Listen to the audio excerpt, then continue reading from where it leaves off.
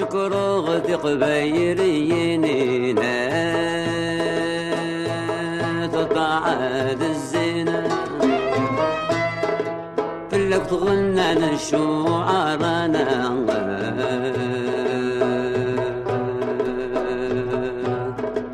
أتي جيجينا تدرينينا هسرت سكرينا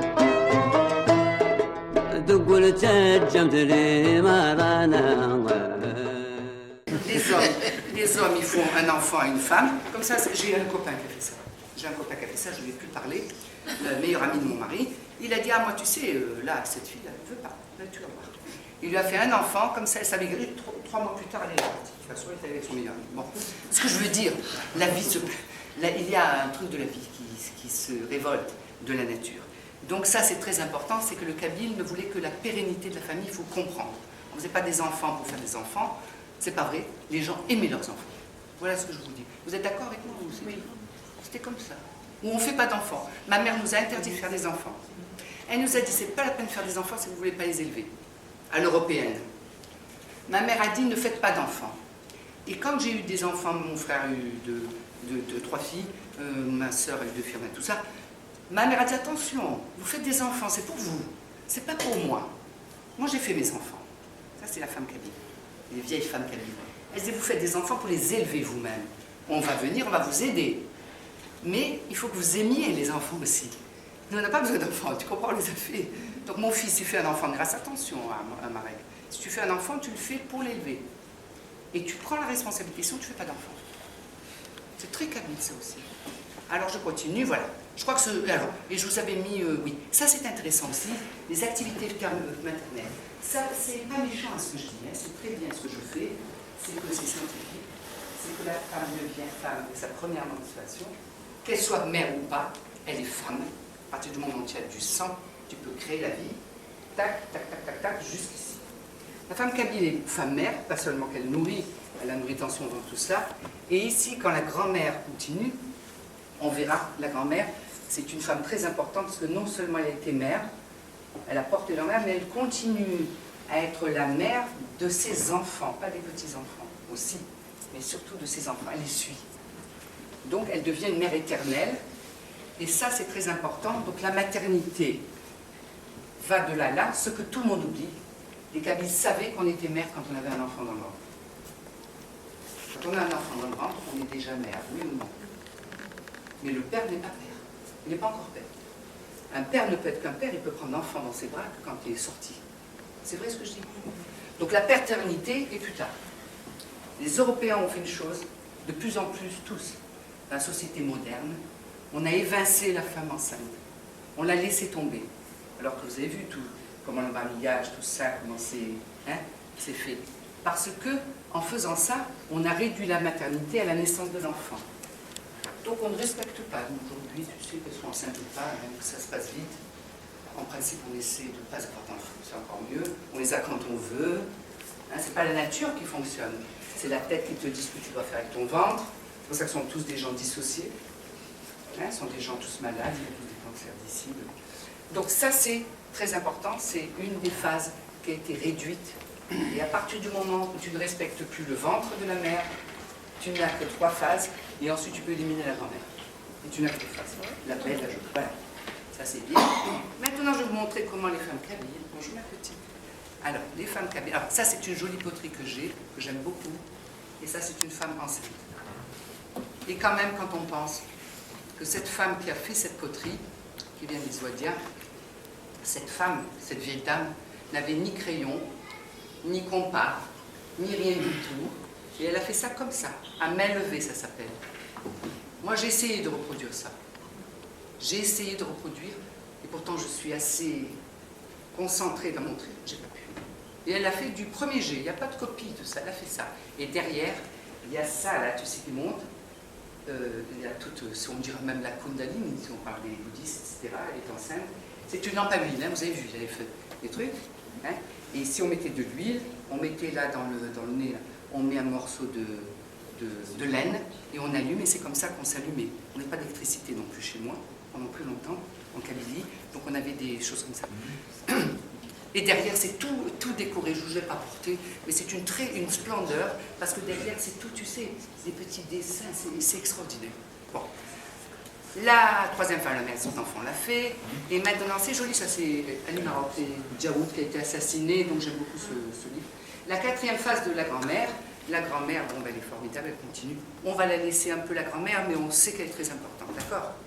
Quand ça on ira plus vite, les rites de la mort. À la mort de quelqu'un, pareil en Algérie, en Kabylie, à la mort de chaque personne, on a les 40 jours. Troisième jour, on doit aller au truc là. Alors, c'est très important de comprendre que les 40 jours se retrouvent à la fin du cycle.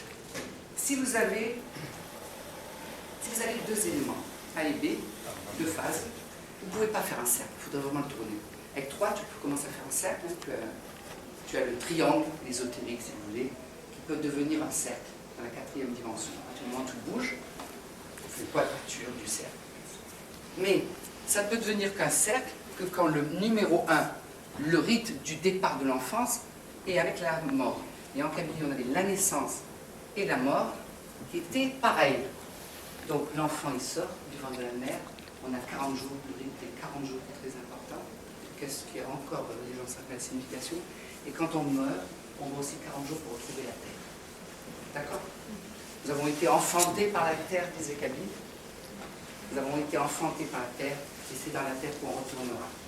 Pour les Kabyles, dans la mythologie kabyle, c'est les mères qui sont les mères des enfants. Ce n'est pas le créateur ou quelqu'un d'autre.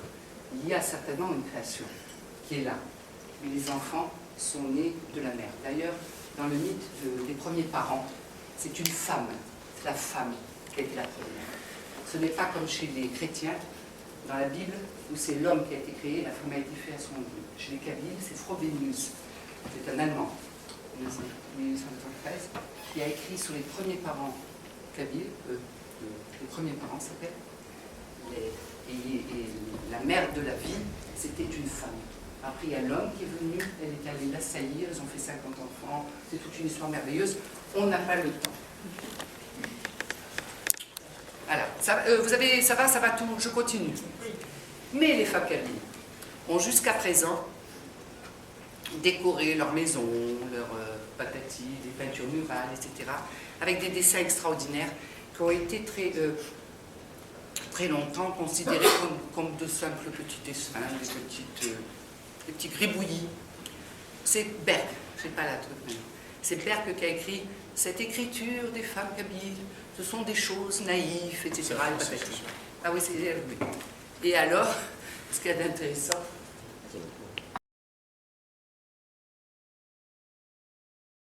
même Fangener, qui le premier a été invité dans des maisons kabyles. Et c'est Fangener qui a écrit comme quoi ils avaient peut-être ces signes, parce qu'il a vu des maisons magnifiques, il est obligé de voir. Remarque, on ne lui a pas tout montré parce qu'il n'y avait pas d'électricité. Il n'y avait que des petites, vous savez, les petites lampes.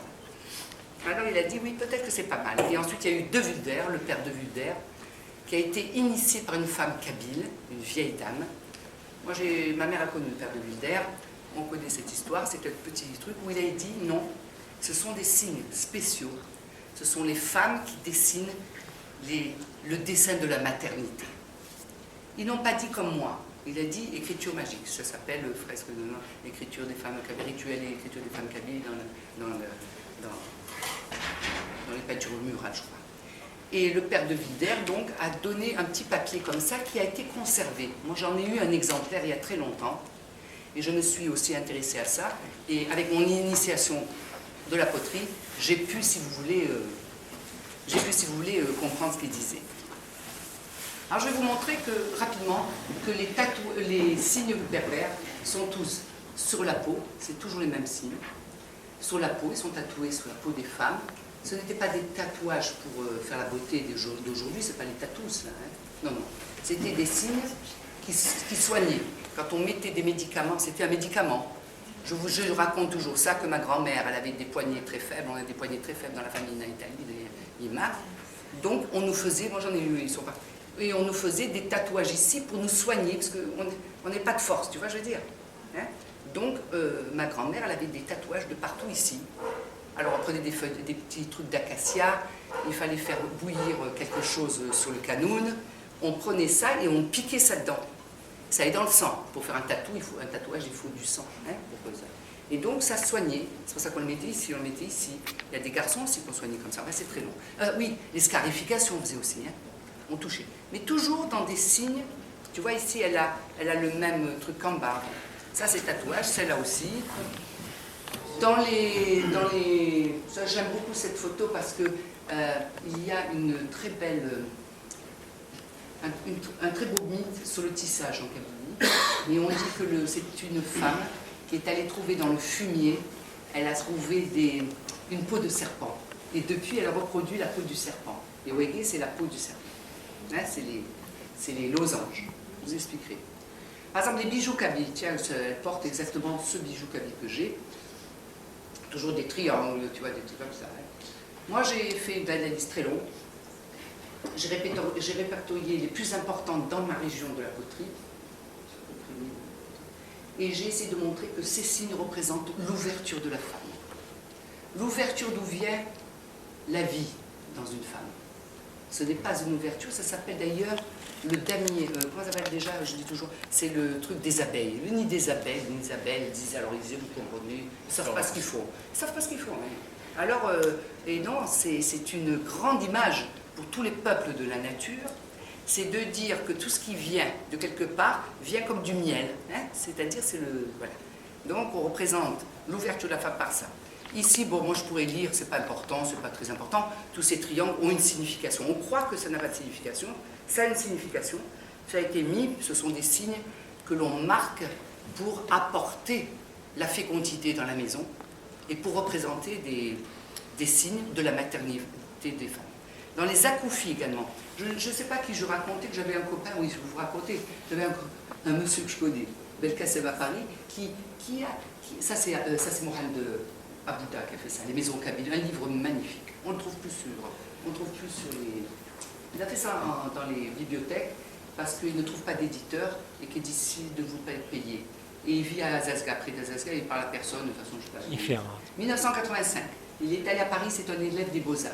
Il est allé dans les maisons kabyles, moi je faisais un peu, il est allé dans les maisons kabyles et il n'y en avait presque plus des choses. Alors, toutes ces photos. Alors qu'est-ce qu'il a fait? Il a demandé à toutes les épiceries, vous savez, il y a eu l'épicerie qui a supplanté la maison kabyle traditionnelle. Il leur a dit de sortir tout et il a fait un livre remarquable de peinture murale. Alors ça, je reviendrai après. Ça, c'est encore une très belle poterie. C'est tout ça, quand on est marié, on nous offre ça. Hein, donc tu vois tous les rituels, avec ça on met les œufs, tu vois, les bras, hein, les bras ici, tu as plein de trucs. Ici, tu fais des rituels, tu mets les œufs quand tu veux que la naissance, qu'il y a un problème, quand tu veux faire soigner la personne avec un œuf, etc. Il y a le nombril normalement qui est là-dedans, il y a toute une... À partir de ce rituel du triangle que je décris, il y a là, vous voyez en haut, c'est une femme qui a été représentée sur un homme. Parce que dans la pensée traditionnelle, on ne s'allonge pas horizontalement comme les gens. Les gens ont une verticalité, c'est-à-dire qu'on représente la grand-mère ici, ou le grand-père, moi la mère ici, et nous les enfants. Vous comprenez, il y a une façon verticale de représenter l'espace et aussi, si vous voulez, la succession des générations. C'est un homme en bas qui a des poils. Ensuite, bon, ça c'est aussi autre chose. Moi j'aime bien montrer ça parce que de l'autre côté j'aime bien cette petite lampe. Parce que la femme qui a fait ça, elle m'a dit, tu sais Malika, je dis alors c'est terminé, c'est non, on fait ça, le rite, quand on brûle, on prend des choses, on les jette. Ça ressemble beaucoup à toute la symbolique des chaudronniers et de tous ces chamans qui travaillent avec le feu. Hein, et ils ont toujours un système pour travailler, terminer le feu, etc. Et on voit la lampe. Là, ça s'appelle une lampe. Ça a une autre signification aussi. Voilà, donc la vénération des femmes se passait aussi dans ces successions de losanges qui représentent le ventre maternel, vous le voyez un peu partout. Et là, c'est la première photo de De Wulder, c'est la première fois que ça a été photographié en 1942, et il montrait comment, ça c'est plus chez nous, il montrait comment en bas les soubassements de la maison étaient faits avec ces peintures, elles étaient renouvelées tous les ans.